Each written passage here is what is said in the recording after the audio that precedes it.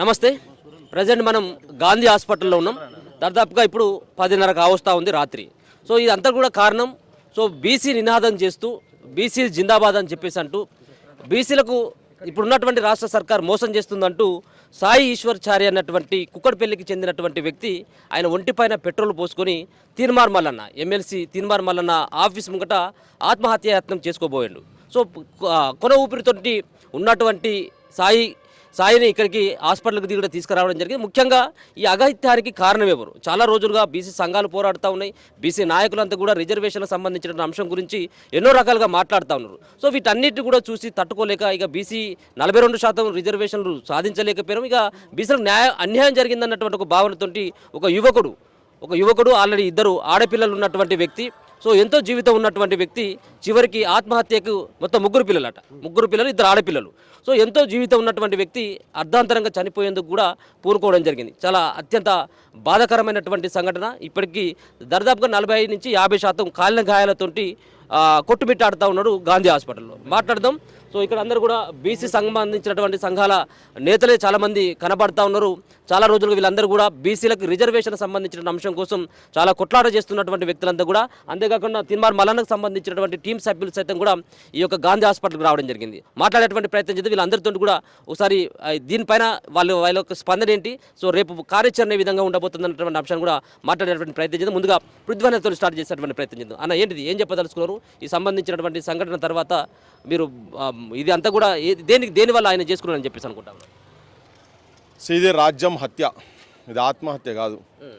రాహుల్ గాంధీ, రేవంత్ రెడ్డి, కామారెడ్డి డిక్లరేషన్లో 42% ప్రభుత్వం ఫామ్ చేస్తే 6 నెలల లోపల కులగణన చేసి అందరికీ పంచాయతీ లెవెల్ నుంచి విద్య ఉద్యోగాలలో కూడా రిజర్వేషన్స్ ఇస్తాము, వాళ్ళకు సపరేట్ ఫండ్స్ ఇస్తాము, కుల వృత్తులు నాశనమైంది కాబట్టి వాళ్ళందరినీ ఆదుకుంటామని చెప్పి ప్రామిస్ చేసిండో అది చాలామంది నమ్మిండ్రు. ఆ నమ్మిన దాంట్లోనే ఇప్పుడు సాయి ఈశ్వర్ చారి కూడా సేమ్ అట్లనే ఉన్నాడు. సో చాలా రోజులు వెయిట్ చేసిర్రు, కానీ ఎప్పుడైతే ధోకా చేసి నమ్మించి గొంతు కోసినట్టుగా తడిబడ్డతోటి బీసీ మనోభావాలను గొంతు కోసినట్టు రాహుల్ గాంధీ, రేవంత్ రెడ్డి ఇద్దరే బాధ్యులు. దీనికైతే మెడ మీద పెట్టి చంపినట్టు, ఉరేసి చంపినట్టు. ఈ సిచ్యువేషన్లో నేను స్పష్టంగా మొట్టమొదటి నేను చెప్పదలుచుకున్నది ఏంటంటే, మొత్తం యువతరానికి బీసీలు కావచ్చు, ఎవరైనా కావచ్చు, నిరుద్యోగ యువకులు కావచ్చు, ఆత్మహత్యలు చేసుకోకండి దయచేసి. ఆత్మహత్యలతోటి అది వీరత్వము కాదు. మీరు త్యాగం అనుకుంటున్నారేమో కానీ అది కూడా నాకు ఒక్కొక్కసారి త్యాగం అనాలా లేదని కూడా అది భయం అవుతుంది. ఎందుకంటే త్యాగం అనగానే మళ్ళీ ఇంకెవరైనా ఏమైనా చేసుకుంటారని. తెలంగాణ ఉద్యమం అప్పుడు కూడా ఇది ఆత్మహత్యల పరంపర స్టార్ట్ అయింది. మొన్న శ్రీకాంతాచారి తెలంగాణ గురించి అయితే బీసీలకు నేను ఈశ్వరాచారి నేను అని చెప్పి అని అన్నాడంట. ఒక వీడియో అయితే నేను చూసినదంటే దేని గురించి నేను బీసీ ఇష్యూ గురించి చనిపోతున్నా అనేది అది వినబడ్డది. అది బహుశా చాలా జనం కూడా చూస్తూ ఉన్నారు. బీసీల గురించే చనిపోయినట్టుగా అనేది నిర్ధారణ అక్కడ జరుగుతున్నది కాబట్టి సరే మిగతా విజువల్స్ వస్తాయి, అవి ఇంకా క్లారిటీ దాని గురించి ఆ ఇష్యూ గురించి వస్తుంది. కానీ ఆత్మహత్యలు ఈ గడ్డ మీద రోకల్ బండలతోని కారం పొడితోటి నిజాం సైన్యాలను ఉరికిచ్చి గ్రామాలలోకి వెళ్ళి దమనకాండ చేస్తున్నటువంటి రజాకారులను ఉరికిచ్చినటువంటి నేల మీద, బందూకులు బట్టి రాజ్యాన్ని ప్రశ్నించేటువంటి నేల మీద ఆత్మహత్యలు వద్దని చెప్పి నేను విద్యార్థులకు, యువకులకు, బీసీలలో ఉన్నటువంటి వాళ్ళు కూడా ఇప్పుడు ఏమైపోయిందంటే అవన్నీ వీడియోస్ చూసినట్టారు. దాదాపు 2-3 డేస్ నుంచి భార్య కూడా చెప్పిందని చెప్తా ఉన్నారు. ఆ వీడియోస్ చూసి బీసీల గురించి చూసి ఇప్పుడు నిన్న మొన్న చూసింది కదా, అవి ఉచ్చదాగిపిచ్చే ఉదంతాలు ఇవన్నీ చూసింది కదా. ఇవన్నీ చూసినాక ఏమనిపించిందో ఏమో తెలియదు, బాధ అనిపించిందా ఏమనిపించింది తెలియదు, బాధలు చెప్పుకుంటందుకు వచ్చిండా, ఇక్కడికి ఆఫీస్ కాడికి వచ్చిందా తెలియదు. కానీ సడన్గా ఆల్ ఆఫ్ సడన్ ఏం నిర్ణయం తీసుకున్నాడా, నిర్ణయం ఆల్రెడీ ప్రిపేర్ అయ్యే వచ్చినట్టున్నాడు ఆయన మెంటల్గా. ఎందుకంటే అక్కడనే తీసుకొని అక్కడనే మీద పోసుకున్నాడు. 97% తోటి ఇప్పుడు చావు బతుకులు ఉన్నాడు. అది చచ్చిపోతుంది. ఖాతా మాత్రం అన్ని రాజకీయ పార్టీల నాయకులు డ్రామాలు బంద్ చేసి ఇప్పుడు అందరూ మాట్లాడుతున్నారు 34% అని ఆయననే తీసుకొచ్చి ఆయన 18% చేసిండు. ఇప్పుడు ఈయన కూడా సేమ్ అదే కథ. ఈయన ఇంకో 1%-2%కు రేవంత్ రెడ్డి ఇంకా తక్కువ చేసి పెట్టారు. జనం మొత్తం అబ్జర్వ్ చేస్తున్నారు దీన్నంతా. ఈ సాగుతోనన్నా ఇప్పటికన్నా మీరు సోయిలకు వచ్చి ఆయన నువ్వు వెంకరెడ్డిని ఉచ్చదాగిపించినందుకు ఆయన బర్తరఫ్ చేయాలి. నీ సంగతి ఏంది రేవంత్ రెడ్డి అండ్ రాహుల్ గాంధీ, మీ డ్రామాల సంగతి ఏంటిది? మీరు కనీసం ఒక అఖిల పక్షాన్ని తీసుకుపోయి మోడీ మీద ఒత్తిడి చేసిన వాళ్ళు కాదు. మరి వాళ్ళు కూడా బీసీల మీద ప్రేమ అంటున్నారు. 9th షెడ్యూల్లో పెడితేనే అదేమన్నా అమలు అవుతుంది. ఇక్కడ అది అయితే లేదన్నప్పుడు కొట్లాడాలి కదా. వీళ్ళు కొట్లాడతలేరు, ఏం చేయకుండా చేతులు దులుపుకొని కోర్టుకే ఓడిపోద్దని బెదిరించినట్టు మాట్లాడతాయి. ఇవన్నీ యువకుల మీద చాలా తీవ్రమైన నెగటివ్ ప్రభావం పడతా ఉన్నది. కాబట్టి ఇక్కడికి ఎవరైనా ఇంత సంఘటన జరిగింది, సో చావు బతుకుల మధ్య ఉన్నటువంటి ఈ వ్యక్తిని పరామర్శించడానికి ఏ పార్టీలకు ప్రధానమైనటువంటి పార్టీలు సంబంధించిన నేతలు ఎవరైనా వచ్చి పరామర్శించారు? ఇప్పటివరకు అయితే ఎవరు రానట్టున్నారు, వస్తారు కావచ్చు కానీ ఇప్పటివరకు అయితే ఎవరు రాలేదు. మెయిన్ స్ట్రీమ్ మీడియా కూడా అయితే కనబడతలేదు. మరి సెల్ ఫోన్లలో తీసుకుంటే అవన్నీ ఇప్పుడు ఏమైపోయిందంటే ఈ మీడియానే, డిజిటల్ మీడియానే మెయిన్ స్ట్రీమ్ మీడియా అయిపోయింది. మెయిన్ స్ట్రీమ్ మీడియా అది మంచిగా ఉండేది ఉంటే ఈ సిచ్యువేషన్ ఇక్కడ దాకా రాకపోవు. ఈ బీసీల గాథలు బాధలు వాళ్ళు కరెక్ట్గా చూపించేది ఉంటే ఇక్కడ దాకా వచ్చే సిచ్యువేషన్ లేదు. ఉచితాయిన కాడికి కూడా మన ఛానల్లే కదా పోయి తీసినాయి. సో వస్తారు కావచ్చు, వాళ్ళు ఏం మాట్లాడతారో తెలియదు. కానీ నేనేమంటున్నా అంటే ఈ నాయకులు ఎవరైనా వచ్చేటోళ్ళు రాజకీయ పార్టీలు ఇక్కడికి వచ్చి మీరు పరామర్శ చేయాల్సిన అవసరం కూడా ఏం లేదు. ఆయన పెద్ద మనుషులు మీరు అందరూ పోయి, మీ కాంగ్రెస్ వాళ్ళు ఎవరు మహేష్ కుమార్ గౌడ్ ఇసొంటి వాళ్ళు అందరూ పోయి రేవంత్ రెడ్డి ఇంటి కాడ కూర్చొని, లేకపోతే పార్లమెంట్ కాడ పోయి ఆడ వండుకోర్రి, లేకపోతే రాహుల్ గాంధీ దగ్గర వండుకోర్రి. ఈ బీజేపీ వాళ్ళు కూడా మీరందరూ పోయి కూడా మోడీ ఆఫీస్ కాడికి పోయి, ఇక్కడ స్టేట్ వాళ్ళందరూ కూడా బీఆర్ఎస్ వాళ్ళందరూ కూడా కేసీఆర్తో ఆమరణ నిరాదీక్ష కూర్చోబెట్టాలని చెప్తున్నాను నేను. మీకు నిజంగా ప్రేమ ఉంటే ఇప్పుడు చాలా మంది బీసీ మీటింగ్లకు వస్తున్నారు కదా, ఈ మీటింగ్లకు వచ్చి బంద్ చేయరు, మీరు ఇటు కూడా అవసరం లేదు. మీ నాయకులతో కూర్చోబెట్టరు. మంచి దీక్షనో దొంగ దీక్షనో అప్పుడు తెలంగాణ అప్పుడు కూర్చున్నారు కదా, బీసీల గురించి నీకు చిత్తశుద్ధి ఉండేది ఉంటే నీ పార్టీలో పంపిస్తున్నావు కదా, నువ్వు నిరాహార దీక్ష కూర్చో, ఆమరణ నిరాహార దీక్ష కూర్చో. నీ జీవితం అని ఏదన్నా నరకానికి పోయటం స్వర్గానికన్నా పోతావు. ఇప్పుడు సంపుతురు కదా వీళ్ళంతా, పోయినసారి నుంచి అదే జరుగుతూ ఉన్నది కదా. మొత్తం వృత్తులు పోయినాయి, ఉపాధులు పోయి ప్రత్యామ్నాయం లేక పొట్ట కూటి కోసం హైదరాబాద్కి వచ్చి చదివిపియలేక ఆగమాగమై పిల్లలను సాధలేక ఇటు సైడ్ పోతున్నారు కదా. కనీసం ఏదైనా ఈ బీసీలకు ఏమైనా వస్తేనన్నా రిజర్వేషన్ తోట ఏమైనా వస్తేనన్నా ఏమైనా బాగుపడితే అనుకుంటారు ఏమో, పైసలు వస్తే నేను ఏమైనా పెట్టుకుంటా అని చెప్పాను, పరిశ్రమలు ఏమైనా పెట్టుకుంటా అనుకున్నాడేమో తెలియదు. కానీ ఈ నిరాశ నిస్పృహలతోని ఆత్మహత్యలు జరుపుకోవద్దు. నేను క్లియర్గా చెప్తున్నా. కథనాన శత్రువుల కుత్తుకల నవలీల ముత్తరించిన బలోన్ మత్తులేలిన భూమి వీరులకు కానాచిరా తెలంగాణ సూరులకు మగశాలరా. ఇది వీరత్వం ఉన్నటువంటి గడ్డలో మీరు ఆత్మహత్యల సైడు దయచేసి పోకండి. ఎన్ని బాధలున్నా ఏమున్నా కూలి పని చేసుకుని బతుకుదాం, చూద్దాం మన రాజ్యం వచ్చే వరకు. కానీ ప్రజల రాజ్యం, నిజమైన సామాజిక న్యాయం ఇచ్చేటువంటి రాజ్యం వచ్చే వరకు కొద్దిగా కష్టపడదాము, మన ఆలోచనలు స్ప్రెడ్ చేద్దాం. చచ్చిపోయే ముందు మీరు ఒకసారి ఆలోచించండి, రోజు 2 గంటలు ఈ వాదం గురించి పనిచేయాలని చెప్పి ఆలోచనతో పోవాలని. ఆత్మహత్యల సైడ్ దయచేసి పోవద్దని చెప్పి నేను 50 మంది తెలంగాణ ప్రజలకు, తెలంగాణ యువతరానికి విజ్ఞప్తి చేయదలుచుకున్నా. Thank you. హరిశంకర్ గారు, మీరేం చెప్పదలుచుకున్నారు? మీ అంటే మల్లన్నకు సంబంధించినటువంటి ఆఫీసు ముందే జరిగినటువంటి సంఘటన, సో ఆ వ్యక్తిని ఎప్పుడైనా ఆఫీసులో ఎప్పుడైనా చూసిందా? చివరిగా ఆయన మీతో ఎప్పుడైనా మాట్లాడేటువంటి ప్రయత్నం ఏమైనా చేసిందా? అసలు మీ టీంతో ఏమైనా సంబంధం ఉన్నటువంటి వ్యక్తి ఆయన ఎవరు అసలు? మా పార్టీ ఆఫీస్కు అతను నేను చూడలే, కానీ 2 days బ్యాక్ 3 days వాళ్ళ భార్య వచ్చింది. మా కుటుంబ పోషణ చాలా ప్రాబ్లంగా ఉంది, పిల్లలు ఉన్నారంటే మల్లన్న గారు స్పందించి ఒక 20,000 రూపాయలు ఆర్థిక సాయం చేసిండు. రెంట్కు 12,000, ఖర్చులకు 8,000 తీసుకోనండి. అది అయిన తర్వాత అతను చాలా బీసీ ఈ విధంగా 42% రిజర్వేషన్లు అమలు కాకపోవడం, అదేవిధంగా సీఎం ముఖ్యమంత్రి రేవంత్ రెడ్డి కానీ పిసిసి మంత్రులు అందరూ ఏమన్నారంటే మేము 42% తోటే ఎన్నికలకు పోతాం, పోయే సమస్యలు చెప్పి మాయమాటలు చెప్పి ఢిల్లీలో ధర్నాల పేరు మీద, ఇక్కడ చట్టాల పేరు మీద, ఆర్డినెన్స్ పేరు మీద, జీవోల పేరు మీద చేసి ఏ ఒక్క చిత్తశుద్ధి పనిచేయలేదు. అతను బాగా వీడియోలు అన్నీ చూసి బాగా స్పందించాడు ఆయన. ఆ విధంగా నేను ఏదో చేసుకోవాలనే వచ్చినట్టు అనిపించింది నాకు. చాలా ఎమోషనల్గా ఉన్నాడు ఆ అబ్బాయి. సో మళ్ళీ వచ్చి ఏమన్నా పరామర్శించిందా? సో ఏమన్నా కుటుంబానికి ఏమన్నా భరోసా ఇచ్చిందా? ఇప్పుడు ఇమ్మీడియట్గా కలవగానే నేను మల్లన్న గారు బయట ఉండే, నేను ఫస్ట్ వచ్చినాం ఇక్కడికి, చూసినాం, మాట్లాడినాం. అతను అప్పుడు కూడా అంటున్నాడు, నిన్నటి వరకు శ్రీకాంతాచారి, ఈ రోజు నుంచి ఈశ్వరాచారి అన్న. మల్లన్న వచ్చిన ఒక నీళ్ళు అన్నాడు మమ్మల్ని మాట్లాడితే. డాక్టర్లు వాళ్ళు ఏం చెప్పారు, నీళ్ళు తాగొద్దు, అది మంచిది కాదు హెల్త్ పరంగా అని ఇవ్వలేదు. కానీ అతను ఈ బీసీ అంశం మీదనే అతను చేసుకుని నేను పూర్తిగా నమ్ముతున్నా. అతను కూడా అదే చెప్పాడు. ఆయన ఇలా హాస్పిటల్లో అడ్మిట్ అయిన తర్వాత ఏమైనా మాట్లాడితే ఏం సమాధానం చెప్తాను? ఆయన ఆరోగ్య పరిస్థితి ఆరోగ్యపై చాలా సీరియస్ ఉంది. మీరు అన్నారు 40-50 కాదు, 97% కాలింది. అది అంత కాలిన వ్యక్తి, బర్న్ అయిన వ్యక్తి కోలుకోవడం అనేది చాలా కష్టం. కానీ మనం కోలుకోవాలని కోరుకుందాం. సో అంటే ఒక పక్కన వాళ్ళ భార్య సైతం కూడా నా కుటుంబ పోషణ ఇబ్బంది అయిపోయింది, మా భర్త కూడా రావట్లేదు. సో అట్లా ఏమైనా కేవలం ఒక బీసీ నినాదం అన్నటువంటి దాన్ని ఎత్తుకొని, లేకపోతే ఇంకేమైనా ఫ్యామిలీ గొడవలతో ఏమైనా ఇంకా ఆయన అట్లాంటి ప్రయత్నం ఏమైనా? ఫ్యామిలీ గొడవలు అంటే ఏం లేవు వాళ్ళకు, గొడవలు ఏం లేవు. ఆర్థిక పరిస్థితి అంతే. అతను క్యాబ్ డ్రైవర్ పాపం, చారీస్ వాళ్ళు, ఇల్లు కూడా లేదు, పేదోడు. కానీ ఒక సోయున్న, ఒక చైతన్యం ఉన్న యువకుడు అతను. ఈ సమాజానికి మెసేజ్ చెప్పాలనే ఉద్దేశంతో. అది కరెక్ట్ కాదు, ఎవరు కోరుకోడు. మనం ఇప్పుడు సోషల్ మీడియా వచ్చింది, నేను సంఘటన అయినా మెసేజ్ పెట్టినాం మేము, TV 9 కానీ TV అందరికి పెట్టినాం, ఎవరు రాలేదు. వాళ్ళు 7 గంటల సమయంలో పెడితే 10 గంటలు రాలే. మళ్ళీ మీరే సోషల్ మీడియా వల్లే వచ్చారు అందరూ. అంటే వాళ్ళకి చిత్తశుద్ధి లేదు. అదే చిరంజీవి అల్లుడు, వాడు సాయం తెరిచిన వాడు కూడా ఉండు కదా, వాడు యాక్సిడెంట్ అయితే చిరంజీవి వచ్చిండు, సాడు నాగబాబు వచ్చిండు, పవన్ కళ్యాణ్ వచ్చిండు, వాళ్ళ కొత్త వచ్చిండు, వచ్చిందే పోతుండ్రు. ఇవి రోజా పెట్టిరు కెమెరా. అదే రైడింగ్లో పోతే ఒక యువకుడు, ఒక పేద విద్యార్థి, ఒక బలహీన వర్గ విద్యార్థి, ఒక హక్కుల కోసం, ఒక రిజర్వ్ అంశాల కోసం 2 కోట్ల మంది యొక్క ఆకాంక్ష కోసం చేస్తే మాత్రం ఒక్క మీడియా రాలే, ఏం రాలే.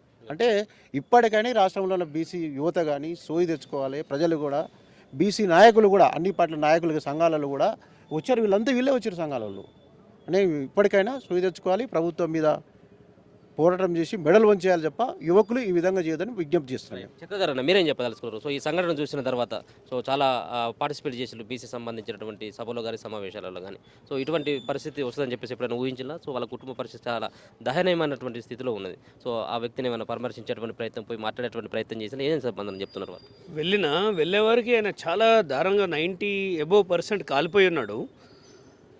అండ్ ప్రతి సంఘం, బీసీ సంఘాలు ఏవి కానీ ఆత్మహత్యలు చేసుకోవద్దని చెప్పిన తర్వాతనే వాళ్ళ స్పీచ్లు స్టార్ట్ చేస్తున్నాయి. తెలంగాణ కోసం చచ్చిపోయినట్టు బహుజనవాదులం ఎవ్వరం ధైర్యం కోల్పోవద్దు, ఇవాళ కాకపోతే 10 ఏళ్ళకి సాధించుకుందాం అంతే తప్ప ఇవాళ ఒక రాత్రితో అయ్యేది కాదు ఈ యుద్ధం అని కూడా చెప్పడం జరిగింది. ప్రతి సంఘాలు, ఒక్క సంఘం అని కాదు, అన్ని సంఘాలు పాపం విజ్ఞప్తి చేస్తున్నాయి.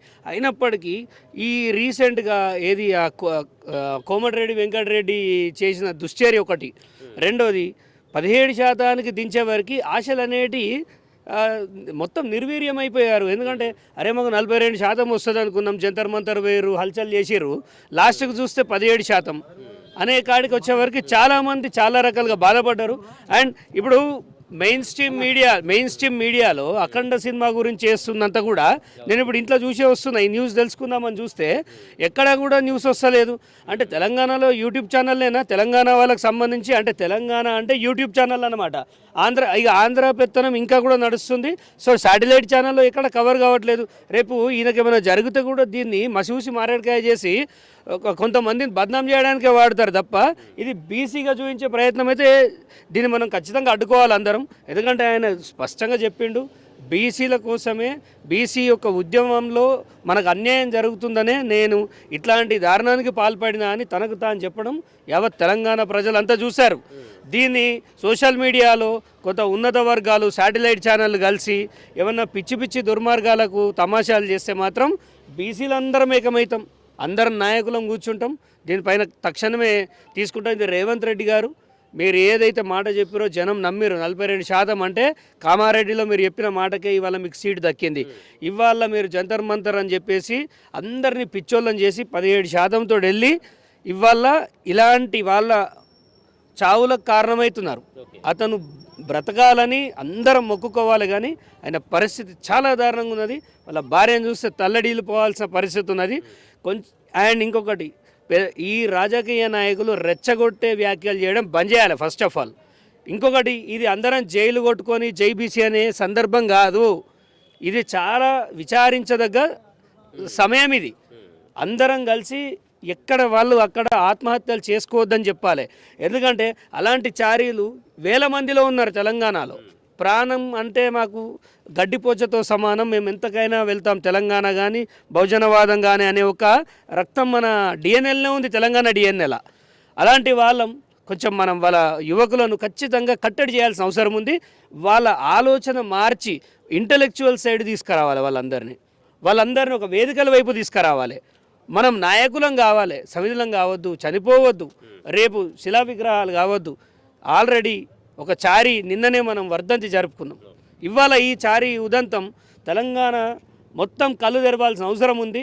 ఎవరి స్వార్థం కోసం వాళ్ళు బంద్ చేయాలి. మనం అందరం ఏకమైదాం. మన తెలంగాణ వచ్చిన తర్వాత మనది మనకు ఎలా ఉందో బహుజనవాదం వచ్చిన తర్వాత ఎవరు పోరాటం వాళ్ళది ఉంటుంది. ఖచ్చితంగా ప్రజలకు ధైర్యం ఇవ్వాలి.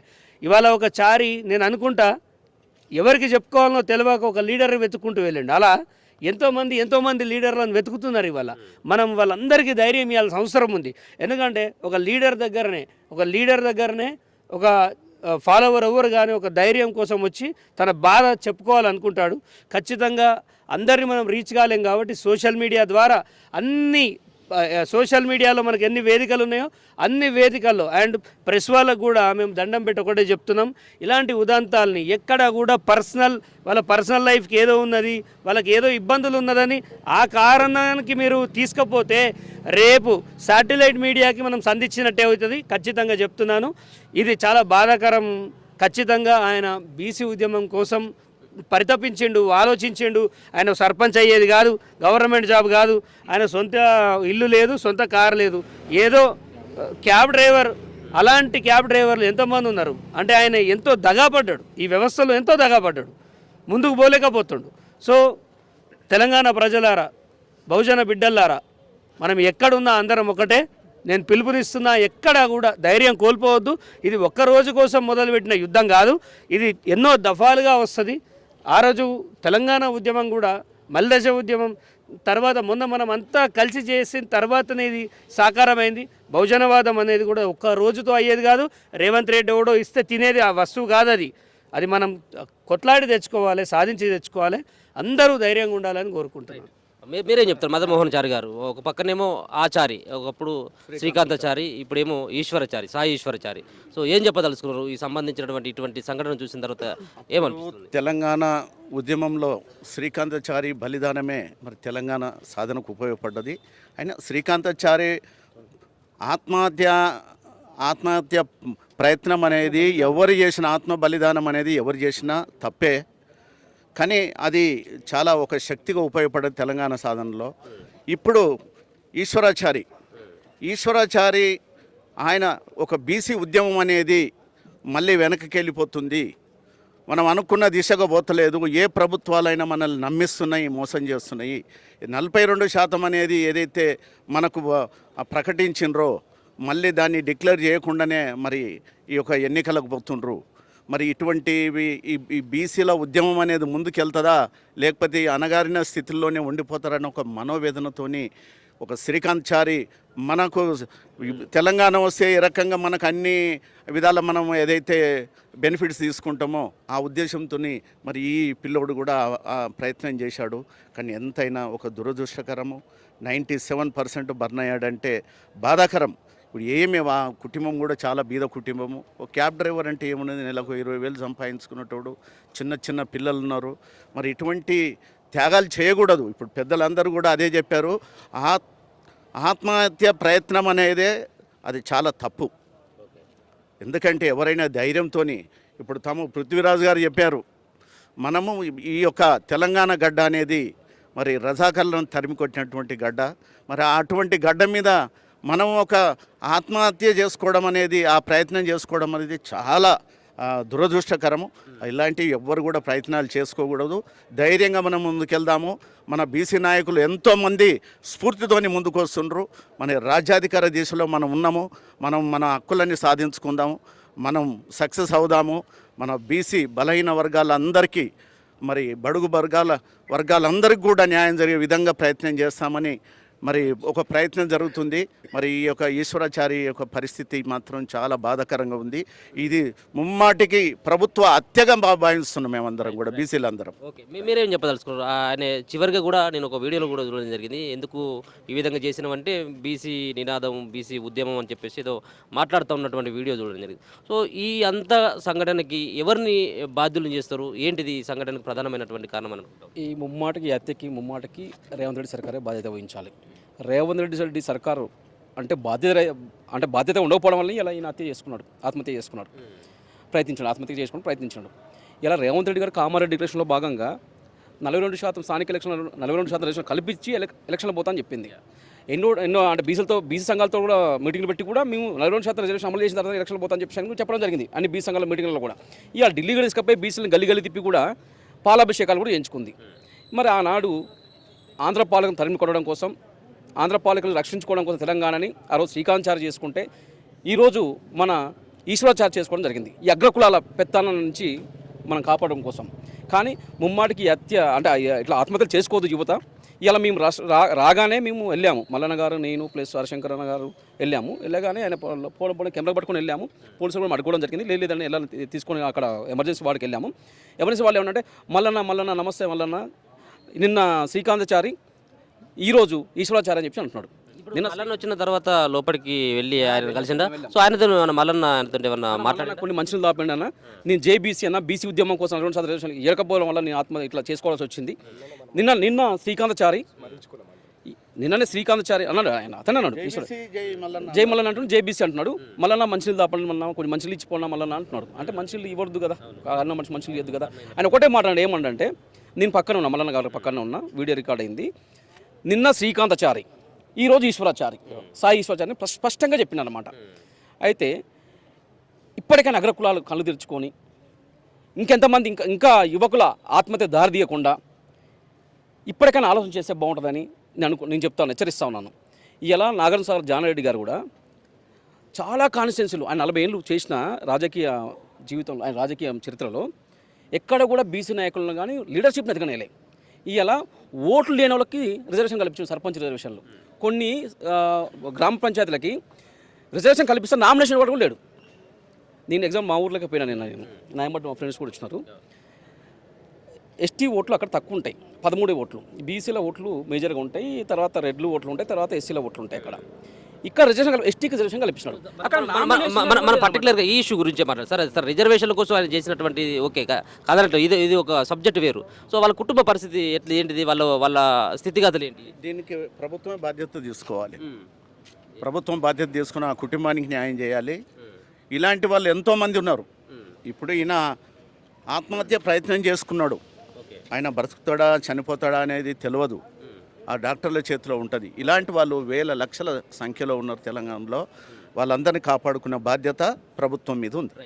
మేడం, మీరేం చెప్పదలుచుకున్నారు? మీరు ఈ సంఘటన అయినప్పటి నుంచి ఇక్కడే ఉన్నట్టుంది. సో ఏంటిది, ఆయన ఇక్కడికి తీసుకొచ్చిన తర్వాత పరిస్థితి ఏంటిది, లోపల ఉన్నటువంటి సిచ్యువేషన్ ఏంటిది? సార్, ఈరోజు జరిగిన ఈ సంఘటన అత్యంత బాధాకరం సార్. అసలు చూస్తుంటే మనసు తరుక్కపోతుంది. 97% బన్స్ అంటే అసలు ఆయన బేర్ చేసుకోలేకపోతున్నాడు ఆ పెయిన్స్. అసలు ఇట్లాంటి కష్టం ఎవరికి రావద్దు. నేను ఇందాకే ఆయన శ్రీమతి సాయి ఈశ్వర్ చారి వాళ్ళ భార్యతో కూడా మాట్లాడడం జరిగింది. పదే చారి కుటుంబం నుంచి ఆ రోజు తెలంగాణ ఉద్యమం వచ్చింది. చారి కుటుంబం నుంచే ఈరోజు బీసీ ఉద్యమం కూడా ముందుకు తీసుకెళ్తా, దానికి కారణం నేనే అవుతాను పదే తనతో చెప్తూ ఉండేవాడంట. తనతో మాట్లాడిన తను అసలు ఏడుస్తుంది. అసలు ఎవరు తన పక్కన లేరు, ధైర్యం చెప్పడానికి కూడా చాలా బాధపడుతుంది సార్. కానీ ఇప్పటికైనా గవర్నమెంట్ మోసం పక్కన పెట్టి బీసీల గురించి ఆలోచించి సరైన న్యాయం చేయాలని నేను ఈ వేదికగా చెప్తున్నాను సార్ అందరికీ.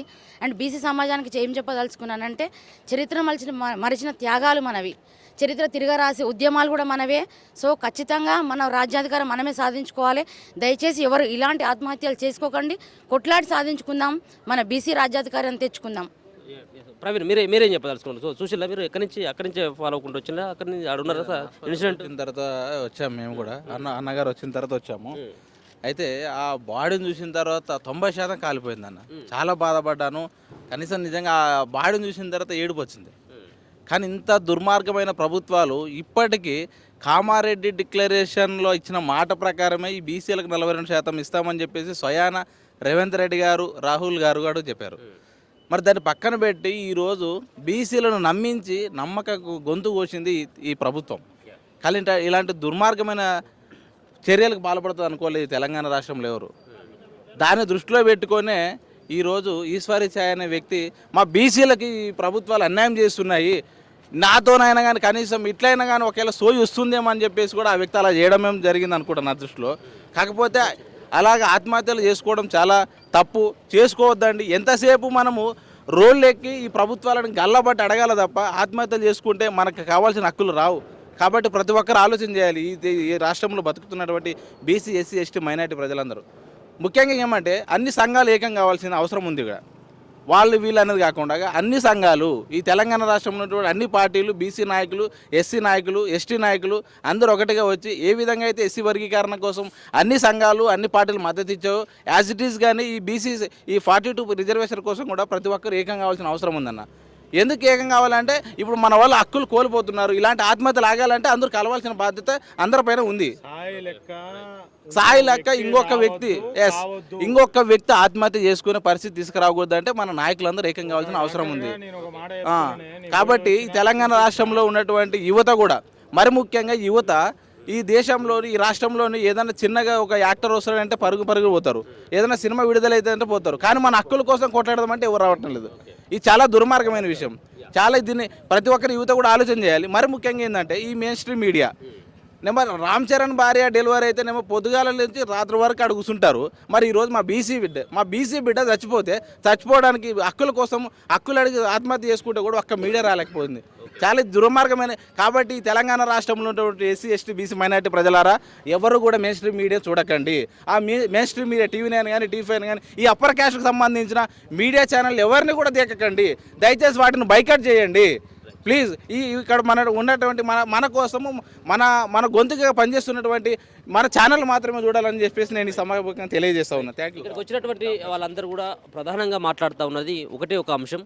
సో ఆయన వీడియోలో ఏదో కల్పితాలు కాదు, ఆయన ఇప్పుడు హాస్పిటల్లో ఇక్కడికి గాంధీ హాస్పిటల్కి వచ్చిన తర్వాత అదే మాట, అప్పుడు శ్రీకాంతాచారి, ఇప్పుడు మరోసారి ఈశ్వరాచారి అని చెప్పేసి ఆయన మాట్లాడినటువంటి మాట కావచ్చు. సో ఇన్సిడెంట్ పెట్రోల్ పోసుకున్న తర్వాత సో ఉన్నటువంటి స్థానికులు ఆ రోడ్డు పైన వెళ్తున్నటువంటి వాళ్ళందరూ కూడా ఎందుకు మీరు పోసుకున్నారన్నప్పుడు ఆయన స్పష్టంగా చెప్పడం జరిగింది. మేము బీసీ ఉద్యమం కోసం, బీసీ నినాదం కోసం, బీసీలకు అన్యాయం జరిగిందన్నటువంటి అంశాన్ని ప్రధానంగా ఆయన ఉచ్చరించడం జరిగింది. అంటే ఆయన యొక్క కాన్సెప్ట్ అంతా కూడా బీసీలకు అన్యాయం జరిగిందని చెప్పేసి ఆయన భావించడంతో ఇక బీసీలకు ఎప్పుడు కూడా ఈ బానిస బతుకులేనటువంటి దాంతో మనస్తాపం చెంది ఈ విధమైనటువంటి అఘాయిత్యానికి పాల్పడినట్టుగా మనకు స్పష్టంగా అర్థమవుతా ఉన్నది. సో ఆయన పరిస్థితి చాలా తీవ్రమైనటువంటి పరిస్థితి. అంటే దాదాపుగా 40-50% కాలిన గాయాలు ఉంటేనే బతకడం చాలా కష్టం. అట్లాంటిది 90% తోటి కాలినటువంటి వ్యక్తి బతుకుతాడని చెప్పేసి మనం కూడా అనుకోలేం, కానీ బతకాలని మనం కూడా కోరుకుందాం. కానీ అక్కడ ఉన్నటువంటి ఆ కుటుంబ పరిస్థితి కనుక చూసినట్టయితే చాలా దీనమైనటువంటి స్థితిలో 2 ఆడపిల్లలు, మొత్తం వాళ్ళకి 3 పిల్లలు ఉన్నారు, చాలా చిన్న పిల్లలు. సో మొన్ననే మల్లన్న కార్యాలయానికి రావడం జరిగింది. కనీసం ఇంటికి రెంట్ కట్టుకోవాలన్నటువంటి స్థితిలో ఉన్నారు వాళ్ళంతా కూడా, తినడానికి కూడా తిండి లేనటువంటి స్థితిలో ఉన్నారు. సో వాళ్ళందరూ కూడా వాళ్ళని ఆదుకోవాల్సినటువంటి బాధ్యత ప్రభుత్వం పైన ఉన్నది. సో ఈ ఆత్మహత్య యత్నానికి కారణమైనటువంటి కేంద్ర రాష్ట్ర ప్రభుత్వాలే ప్రధానమైనటువంటి కారణం, వాళ్ళే బాధ్యత వహించాల్సినటువంటి అవసరం ఉంటుంది. రెండోది ఒకటి సంబంధించినటువంటిది మేనిఫెస్టోలో పెట్టినటువంటి అంశం 42% రిజర్వేషన్లు కాంగ్రెస్ పార్టీ పెట్టకపోవడానికి, 9th షెడ్యూల్ చేర్చకపోవడానికి బీజేపీ పార్టీకి సంబంధించినటువంటి నాయకులు ఈరోజు బీసీ బిడ్డను బలి తీసుకోవడానికి ప్రధానమైనటువంటి కారణంగా భావించాల్సినటువంటి ఆవశ్యకత ఉంది. ఆయనకి ఏమైనా జరిగినట్టయితే రేపటి నుంచి బీసీ సంఘాలకు సంబంధించినటువంటి నేతలు, అంతేకాకుండా మల్లన్నకు సంబంధించినటువంటి టీం కావచ్చు, మల్లన్న పార్టీకి సంబంధించినటువంటి నాయకులు కావచ్చు, వీళ్ళందరూ కూడా రాష్ట్ర వ్యాప్తంగా ఉద్యమించేందుకు వాళ్ళకు సిద్ధమవుతున్నటువంటి సిచ్యువేషన్ అయితే కనబడుతుంది. లోపలికి వెళ్ళి ఒకసారి మాట్లాడేటువంటి ప్రయత్నం చేద్దాం. ఆ సంబంధించినటువంటి ఈశ్వరాచారి ఎవరైతే ఉన్నారో వాళ్ళ భార్యను సైతం కూడా ఒకసారి పరామర్శించేటువంటి ప్రయత్నం చేద్దాం. ఏం జరిగింది, ఎప్పుడైనా మాట్లాడిందా, బీసీ నినాదం కోసం ఎప్పుడైనా మాట్లాడిందా, మల్లన్నకు సంబంధించినటువంటి వార్తల గురించి ఏమైనా మాట్లాడిందా, రిజర్వేషన్కి సంబంధించినటువంటి అంశం గురించి ఏమైనా మాట్లాడినటువంటి విషయాలను కూడా ఒకసారి మాట్లాడేటువంటి ప్రయత్నం చేద్దాం. నేను ఉస్మానియాలో నాది ఎన్ఎస్సిషి అయిపోయింది. నేను డాక్టర్ని, నేను బీసీ డాక్టర్ని. ఈరోజు సాయిని చూసినాక నేను ఎల్బీనగర్ నుంచి ఇక్కడ రావాల్సి వచ్చింది. నా పేషెంట్ను వదిలిపెట్టుకొని వచ్చిన. ఇట్లాంటివి ఎవరూ చేయకండి, ఒకటే మాట, ఎప్పుడూ చేయకండి. ఎందుకంటే 30% కంటే తర్వాత కాలిపోయిన వ్యక్తులు బతికింది మా చరిత్ర లేదు. ఉస్మానియా స్టూడెంట్ని చూసి వచ్చినాం. బతికే అవకాశాలు చాలా తక్కువ ఉన్నాయి సాయికి. ఒకటే మాట, బీసీ మిత్రులందరికీ, నా సోదరులకు నేను చెప్పేది ఒకటే మాట, ఉద్యమాలు జరుగుతాయి, అన్నీ వస్తాయి. తెలంగాణ సంపాదించుకున్నాం మనం. మిలియన్ మార్చులో తిరిగినాం, తెలంగాణ ఉద్యమాల్లో తిరిగినాం, నిలబడ్డాం, పొడ్డాం, పోరాడినాం, మనం తెచ్చుకున్నాం. ఈ తెలంగాణ మనది, ఎవడి సొత్తు కాదు ఇది. నేను చెప్పేది ఒకటే మాట మిత్రులారా, నేను బాగా అప్సెట్ అయినా. సాయిలాగా ఇంకొక వ్యక్తి బాధపడొద్దు, ఎవరు కావద్దు, ఎవరు పోసుకోవద్దు. ఒకటే మాట, ఇది మనది. బీసీ రాజ్యం సంపాదించుకుంటాం, ఖచ్చితంగా వస్తుంది, అది మన హక్కు. ఇట్లాంటివి మాత్రం ఖచ్చితంగా చేయకండి. ఒక డాక్టర్గా చెప్తున్నా నేను, ఇట్లాంటివి ఖచ్చితంగా చేయకండి. మీరు డాక్టర్ అంటున్నారు కదా, మరి పోయి చూసింది కదా, సో ఏంటి ఆయన ఉన్నటువంటి ఎంత పర్సెంట్ ఆయన బర్న్ కావడం జరిగింది? ఆ బర్న్స్ 30% కంటే బతికిన నేను చాలా కార్పొరేట్ హాస్పిటల్లో పనిచేసిన. నేను చదువుకునేది ఉస్మానియాలో. అది ఏందని అంటే ఒక 30% కంటే తక్కువ బతికి బెడబట్టిన పర్సంటేజ్ 90% చనిపోతారు. 90% చనిపోతారు. బతికి బయట కట్టాలి అని అంటే అవకాశాలు చాలా తక్కువ. అందరం కలిసి, బీసీలు అందరం కలిసి సాయి బతకాలని చెప్పి ఆ దేవుణ్ణి ప్రార్థించాలి, మనస్ఫూర్తిగా పోరాడాలి. ఈ విషయాన్ని మనం ముందుకు తీసుకుపోవాలి. ఇది మొత్తం ఢిల్లీ దాకా పోవాలి. ఈ విషయము సాయి త్యాగం అనేది ఈ శ్రీకాంతాచారిలాగా ఇంకోళ్ళు ఉండొద్దు అనే మనం తెలంగాణను సంపాదించుకున్నాం. ఇది అయినాక కూడా ఇట్లాంటివి జరుగుతాయని చెప్పి ఈ సామ్రాజ్యంలో జరుగుతాయని నేను ఎప్పుడు అనుకోలేదు. నేను గట్టిగా ఒకటే బీసీ సోదరులందరికీ ఒకటే చెప్తున్నా, తమ్ములారా మనది మన హక్కు, సాయిలాగా ఎవరు చేయకండి, సాయిని మేము కాపాడుకుంటాం ఖచ్చితంగా, డాక్టర్లుగా ఉద్యమంగా తీసుకొని పోతాం. తమ్ముడు మా తమ్ముడు నేను ఒక డాక్టర్గా ఏం చెప్తున్నా అంటే, మనిషికి ఎప్పుడైనా క్రైసిస్ వచ్చినప్పుడు ఏదైనా ఇప్పుడు సడన్గా ఒక పామును చూసినాం అనుకోండి, మనకు రెస్పాన్స్ వస్తుంది.